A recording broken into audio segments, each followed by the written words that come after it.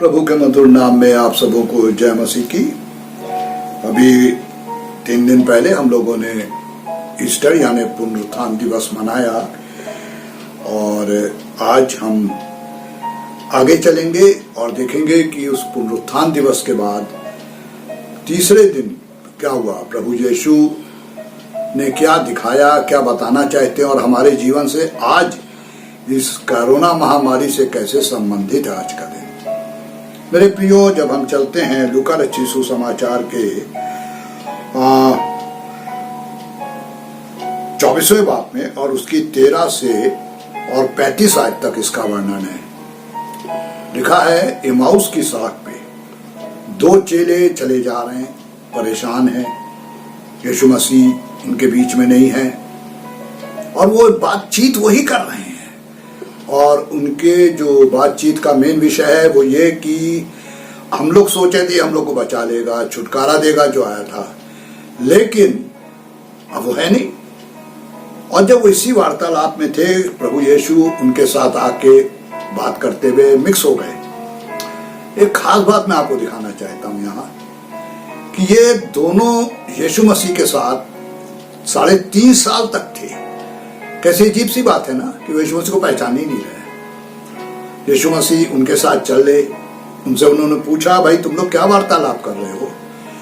और उन्होंने रुक गए और उससे कहा प्रभु से, करे तू अकेला परदेसी, जानते ही नहीं कि क्या हुआ यहाँ। और यीशु मसीह ने पूछा क्या हुआ, और तब उन लोगों ने सारी वाकया वर्णन किया। लेकिन वो आगे रुक कहाँ गए, जहां पे यीशु मसीह कब्र से बाहर आए और वो परेशान है कि बॉडी कहां गई। और इन सारी बातों को सुनने के बाद प्रभु यीशु ने उन्हें शिक्षा देनी शुरू की। बताते रहे उनको, लंबा रास्ता है, शाम होने लगी और काफी दिन ढल गया, तो वो जहां रुकना चाहते तो वहां गए और यीशु मसीह से उन्होंने कहा कि तू भी हमारे साथ चल, हमारे साथ रहे। और यीशु मसीह ने भी उनसे बातचीत की उन्होंने। लेकिन मेरे प्रियो, सबसे अजीब सी बात क्या है कि जब यीशु मसीह ने उन्हें शिक्षा देते हुए एक शब्द बोला, और वो शब्द ये था कि पूरे रास्ते मैंने बातचीत की लेकिन तुमने मुझे नहीं पहचाना। और इसमें मेन आयत जो मैं आज आपको दिखाना चाहता हूं और जो हमारे जीवन से डायरेक्टली रिलेटेड है, वो है इसकी 15वीं और 16वीं आयत। और वचन में ऐसे लिखा हुआ है कि शैतान ने उनकी आंखों को अंधा कर दिया था। वो खुद अंधे नहीं हुए थे, शैतान ने उनकी आंखें बंद कर दी थी। वचन कह रहा है कि शैतान ने उनकी आंखें बंद कर दी थी और वो यीशु मसीह को नहीं पहचान पाए। मेरे प्रियो, हमारे साथ एक बहुत भारी दिक्कत है। आज जिस युग में हम हैं और एक महामारी फैली है कोरोना, और आप सब जानते हैं पूरे वर्ल्ड में है, पूरी दुनिया परेशान है, लोग मर रहे हैं, लाखों लोग पहुंच चुके हैं, बीमार हैं। हो सकता है ये करोड़ से ऊपर चली जाए संख्या, क्योंकि इसका अंत नहीं दिख रहा है किसी को। लेकिन मेरे प्रियो, हमारी भी आज आंखें बंद है, जबकि मसीही समाज को घुटनों पे प्रार्थना में होना चाहिए कि प्रभु यीशु का आने का कितना समय बचा है। और यही चीज मैं आपको एक जगह ले चल के दिखाना चाहता हूं। यह महामारी क्यों है और क्यों प्रभु ने इन चीजों को दर्शित करके हमको फिर से मौका दिया अपने बारे में सोचे। जब हम प्रकाशित वाक्य के 6ठे बाब में आते हैं तो उसकी 7वीं और 8वीं आयत में पढ़ दूं। जब उसने 4थी मुहर खोली तो मैंने 4थे प्राणी का शब्द यह कहते सुना, आ। यूहन्ना को स्वर्ग में प्राणी इसलिए कहा जा रहा है क्योंकि उनका कोई स्ट्रक्चर ऐसा नहीं था जिससे वो तुलना कर सके, तो वो यूहन्ना उसको प्राणी कह रहे हैं। वो यूहन्ना को करीब बुला रहे हैं। आ का मतलब यूहन्ना पृथ्वी पर है, उन्हें ऊपर बुलाया जा रहा है और वहां वो दिखाने मांगते हैं कि क्या होना है।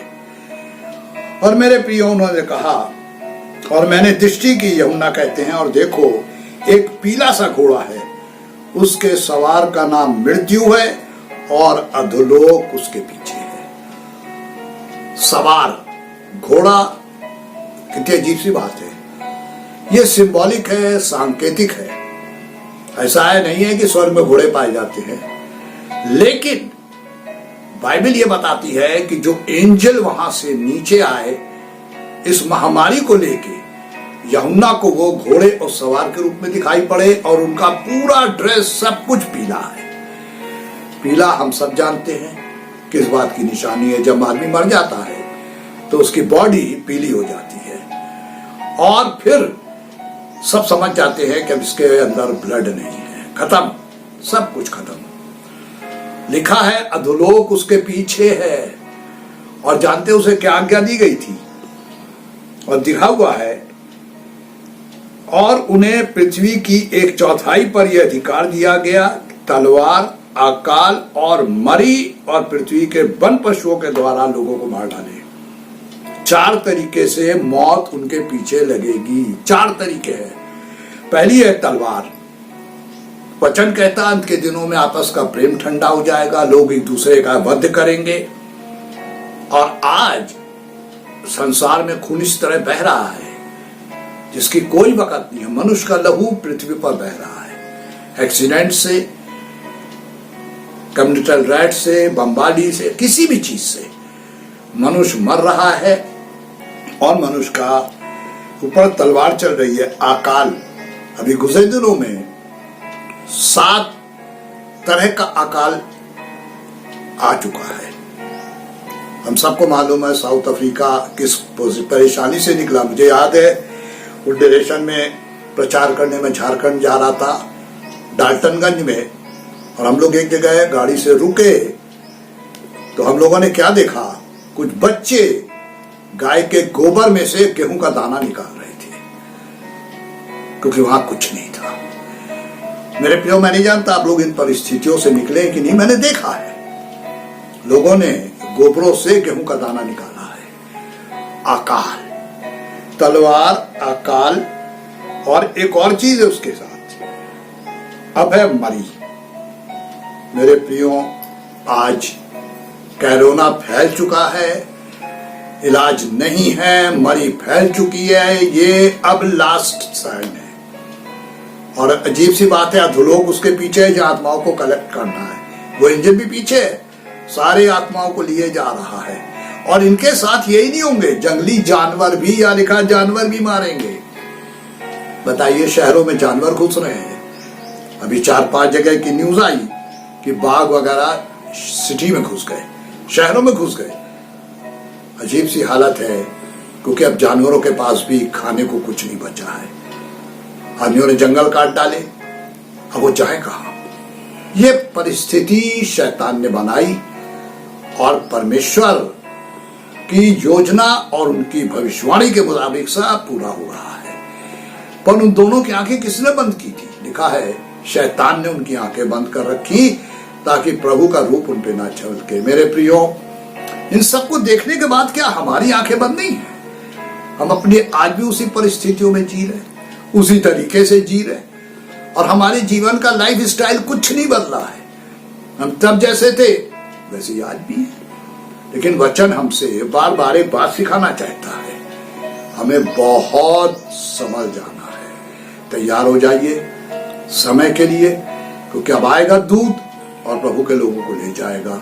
आने वाले दिनों में दिखाऊंगा दूत कैसे आएगा, क्या काम करेगा और किस तरीके से लोग प्रभु यीशु के घर चले जाएंगे। इस वचन के द्वारा प्रभु आप सबों को आशीष दे।